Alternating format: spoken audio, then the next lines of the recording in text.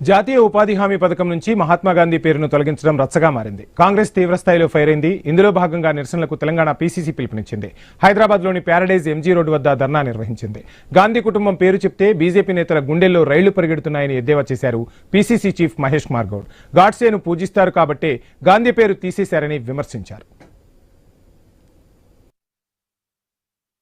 మోడీ అమిత్ షాకి గాంధీ అనే పదం పలుకుతేనే ఉలుకు పుట్టుకుంటా ఉంది.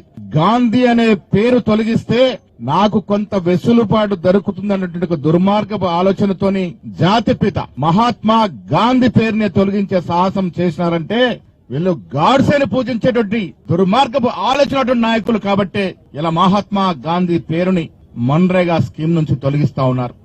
మిత్రులారా, మహాత్మా గాంధీ పేరు తొలగింపు అంటే యావత్ దేశ ప్రతిష్టకు భంగం కలిగించిన అంశం. పేదలకు ఉపాధి కల్పించాలని మన్మోహన్ సింగ్ హయాంలో నరేగా తీసుకొచ్చారని మంత్రి శ్రీధర్బాబు గుర్తు చేశారు. ఈ పథకానికి బడ్జెట్లోనూ కోతలు పెట్టిన చరిత్ర బీజేపీ సొంతమన్నారు. కేంద్రం దురాలోచనపై అందరూ పోరాటం చేయాలని పిలుపునిచ్చారు.